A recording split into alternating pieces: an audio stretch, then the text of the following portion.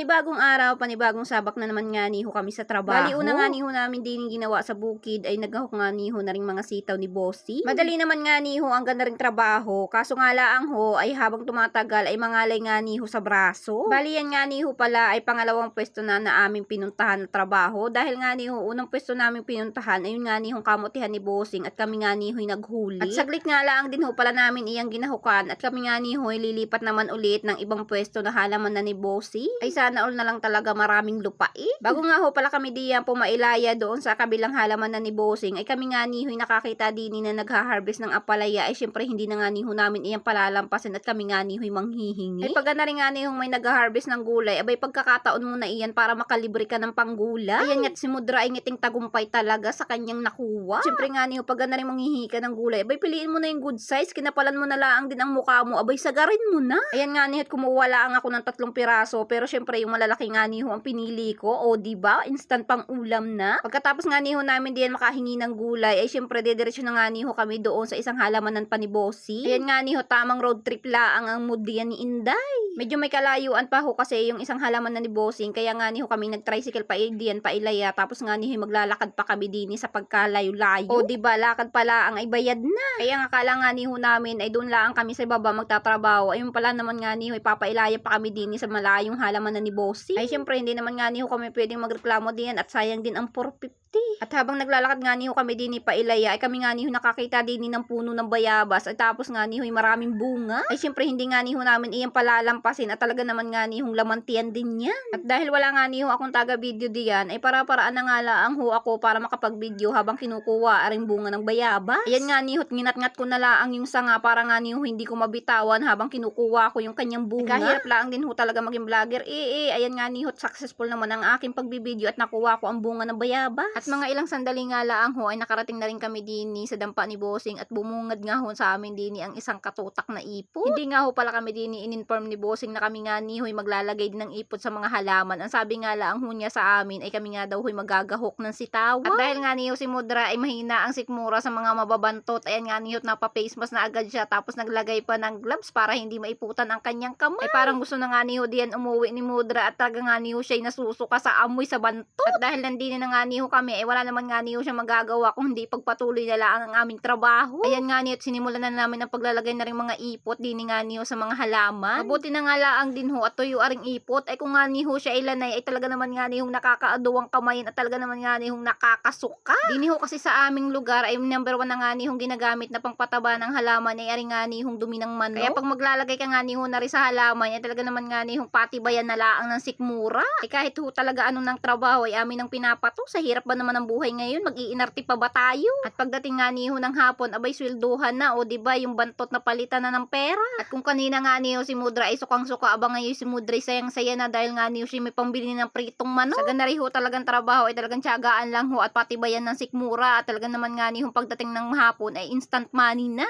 At kapag mahirap nga ni ho tayo, hindi uso ang arte-arte dahil nga ni ho kung tayo pa arte-arte, abay ang ating sikmura ay kakalab-kalab sa gutom.